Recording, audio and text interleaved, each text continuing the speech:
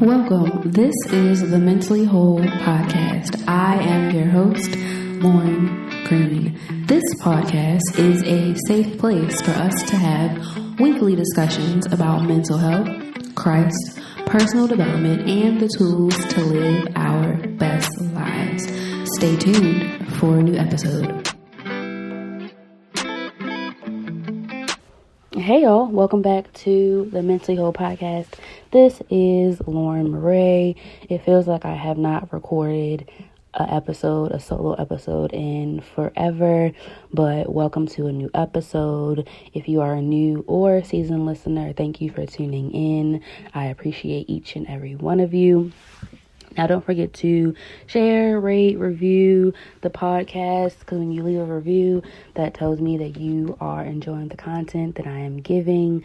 And also share this with someone that you think would need the information. So we are just going to jump right in and get into today's topic. Today, I am recording on my iPhone because for whatever reason, I'm having issues recording on my MacBook.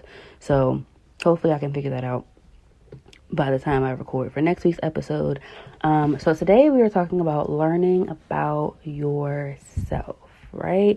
I think learning about yourself is very important when we talk about wholeness, because if you don't know about yourself, how can you tell that information to someone else, right? Like if you don't know your likes or dislikes, how can you relay that information to a friend, relay that information to a significant other? Like, how do you expect for them to know about you if you don't know yourself? So I've done some assessments over the last year, and I'm going to start with the two that I've never really talked about on the show, because one of them I've talked about on the show before. So we're going to start with the other two that I have not talked about on the show at all. So the first assessment that I did to really learn about myself is called the Apology Quiz by the 5 Love Languages. So this quiz is different than the Love Languages quiz because on their website it says we all have a preferred apology language, and this may differ from the people that we love, and that this quiz helps you learn your primary apology language so that you can better understand how to heal hurt in your relationships. So I'm going to go over the 5 apology languages really quickly. So these apology languages are different than the love languages, right? So the first apology language is expressing regret. So expressing regret means to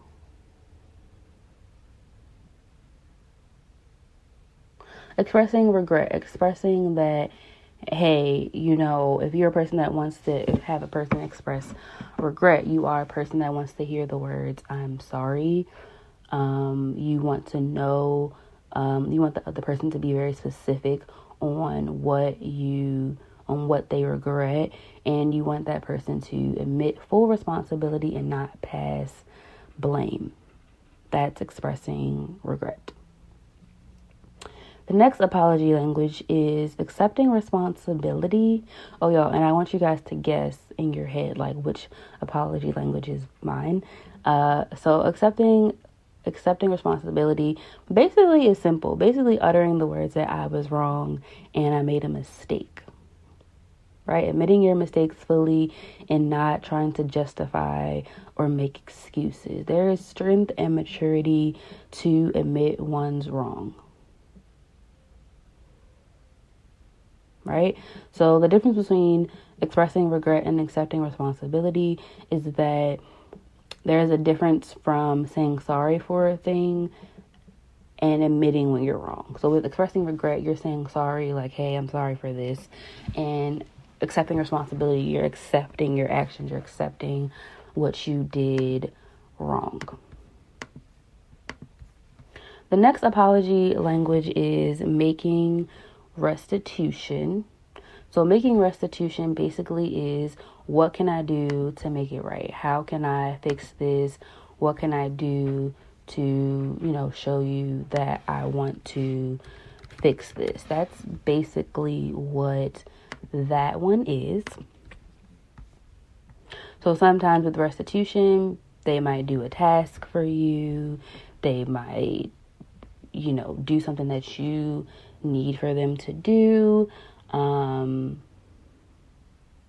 it might not, this one is kind of hard because you have to really ask the other person, like, well, what can I do for you, right? How can I make your life easier and things like that.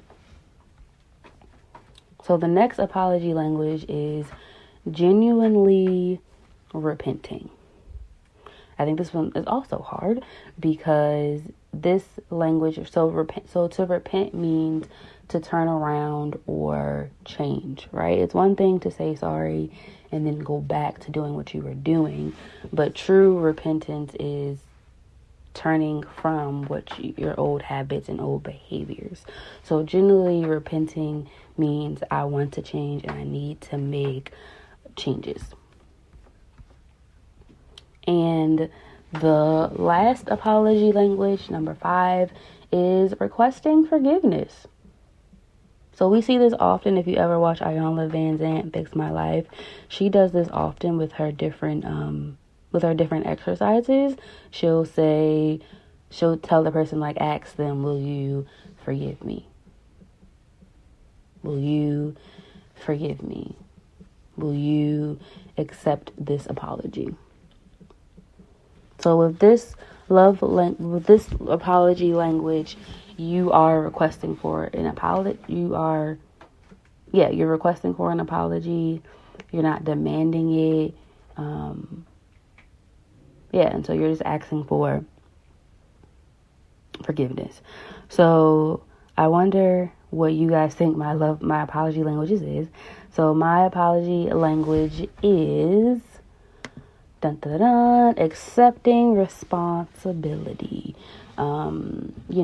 It's hard for people to accept or to admit that they're wrong in the first place. But for me, I think that accepting responsibility is something that I appreciate. Like, I don't want you to just beat around. I don't want you to just say, I'm sorry, and keep it pushing. Because even if you say sorry, like I said before, you can go back to doing what you normally did. So I'd rather someone sincerely, like, accept responsibility for their actions. Like, hey, I did this, and I know I did it, and I know it upset you. That's literally the easiest way to apologize to me. So I do agree with my results for the apology love language. So the next quiz that I did, it is very popular right now. When I'm on dating sites, I see a lot of people put, like, their little 4 letters of their personality type on their profile. So the 16 personalities is the Myers-Briggs personality test. And it is, for me, it was pretty accurate. For me, it was very accurate. It's quite a few questions that you have to answer, but it's not that bad. And so I'll leave that link to the personality test in the show notes. So for the 16 personalities, my personality type is the mediator. So mediator stands for, the acronym is INFP. So a mediator is someone who possesses the introverted, intuitive, feeling, and prospecting personality traits. So this is a rare personality type. People with this personality type tend to be quiet, open-minded, and imaginative, and they apply a caring and creative approach to everything they do. So let's break down introverted, like how they view introverted. So introverted basically means, let's see if I can find it on here. It's right here. So introverted basically means we have a tendency to be reserved. We have a tendency to be reserved. We're likely to listen to others more carefully. We introverts enjoy more focused alone time, leading to more and deeper insights. This makes sense for me because I love journaling. I love those moments in the morning where I can journal and just write out all of my thoughts. I like having alone time where I can just watch my favorite TV show by myself, watch a movie. That, that time really, like, I don't know, just does something to me. What else is important to note about introverts? I think that's the only thing that really,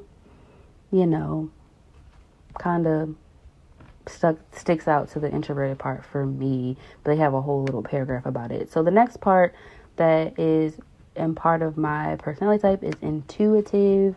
So intuitive basically means we, as intuitive people, we exercise our imaginations and as we seek new ideas and possibilities. We live our lives day to day. We also tend to point inward while at the same time gently focusing somewhere beyond the horizon. We are always questioning, wondering, and connecting the dots in the bigger picture. We love to be theoretical. This part of the personality traits makes a lot of sense as to why I am a therapist, because I do, ask questions. I'm always wondering about certain things that clients tell me. And in therapy sessions, sometimes I'm always like connecting the dots. So yeah, if y'all have a chance to do the 16 personality test, you should do it because it really did help me put some pieces together. So the next part of my personality type is feeling.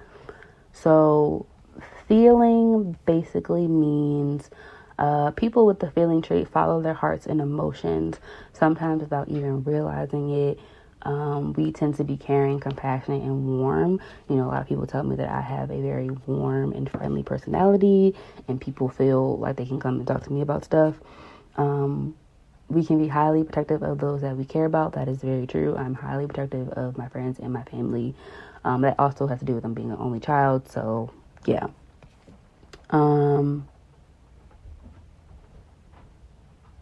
What else? Also, a part of the feeling personality, it says on here that feeling personality traits often find they become excessive in their concern for others, and they may easily burn out. And so in my profession, you guys know I'm a therapist, and that can happen in the field of you can become burnt out with dealing with a lot of clients and trying to figure out your clients and your caseload. And so the last part of my personality traits is prospecting.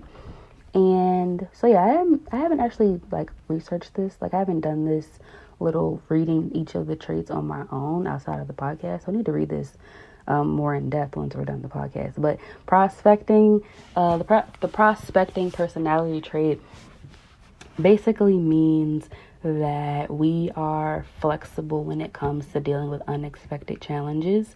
So this flexibility helps us seize unexpected opportunities. These personality types tend to react to their environments rather than try to control them. People that have this trait hold that life is full of possibilities.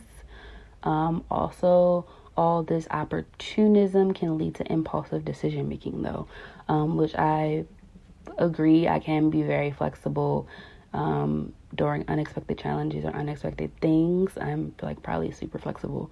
But also sometimes when I see an opportunity arise, I will be a little bit impulsive and just do it, not really think about it. I'll just invest or I'll just do it. So I also found something else on here that I thought was interesting to note before we move on. Another thing, they also go over strengths and weaknesses of each personality type. So one of the things that I found interesting on my personality type is that one of my strengths is that I am creative. So it says mediators can often see things from unconventional perspectives. With their ability to make surprising and unexpected connections, it's no wonder that many mediators are drawn to creative pursuits and the arts. And that is very true, because even with this podcast, I've realized that I have a unique way of seeing things. I have a unique perspective on things, and I think that that's what makes the content so good, because I have a unique viewpoint about things. And I also read on another site for my personality type is that mediators have to have some form of creative outlet. And for me, that makes a lot of sense, because during the pandemic, there were times where I really enjoyed creating content for the show. Like, I really enjoyed making flyers. I really enjoyed editing the show. But for me, it was a creative outlet, right? Some days I wouldn't even be excited about my regular 9 to 5. I'd be so excited about creating content, like, it was crazy. But yeah, that I thought was interesting. So yeah, I will leave the link to the 16 personalities test in the show notes, because I think it's really, really good. And it even breaks down, once you have your result, you can see, romantic relationships, but your personality type doesn't. Romantic relationships, friendships, parenthood, career paths, workplace habits, right? So the last test, I've done this test before. I think I might have talked about it many episodes ago. And it's the love language profile, right? And so love languages are super important, because when you're able to understand your love language, that your love language and how you love, how you show love is so important in relationships. And if you don't know how you receive love, your partner might be showing you love and it's not what you want. So it's very important to know how you receive and give love to other people, right? Because you might be a words of affirmation person, and your boyfriend or your husband could be like, oh, I'm gonna just give you gifts, and eventually that's gonna cause friction, because you don't really want gifts, you want words of affirmation. So my top 2 love languages. So my top love language was words of affirmation. The second top was quality time. The third one was acts of service. And then the last 2 that were very low on the scale was physical touch and receiving gifts. So for words of affirmation, I'm a person that loves to hear words. I love to hear kind and encouraging words that build me up. Like a few weeks ago, my friend was like, I'm just so proud of you and I love what you're doing. And I was like, oh, you love me. Oh my God. And so I really do thrive off of, compliments and kind and encouraging words. And, I am proud of you, for me, goes a long way. I appreciate you goes a long way for me. Thank you for helping me goes a long way for me as well. So the second highest one, I'm not going to go over the ones that were pretty low on the scale, but the second highest one for me was quality time. So with quality time, that means I love, when someone gives me full, undivided attention. So like if I'm out somewhere, I will, put my phone down and, try not to text as much. Even with myself, like when I'm watching a movie, sometimes I will put my phone on Do Not Disturb, because you can still practice these love languages if you're not in a relationship. If you're single, you can still practice these love languages solo, dolo. It might look different because you're not in a relationship, but you can still put boundaries. You can still set boundaries around like your quality time. So like if you basically it says distractions, postponed activities, or the failure to listen can be especially hurtful. So like for me, sometimes when I watch a movie, I'll leave my phone upstairs and just watch the movie, so I can just have that time to really just watch the movie without any distractions. So yeah, that was the last test that I did. This episode is longer than I thought it was going to be. And I don't really have time to edit this episode, so y'all, if y'all hear any mistakes, I'm sorry, but I don't have time to edit this episode. But yeah, do these quizzes, let me know, email me, DM me on Instagram if you've taken any of these tests, and let me know how you feel about your results, and stay tuned for next week's episode. Bye guys.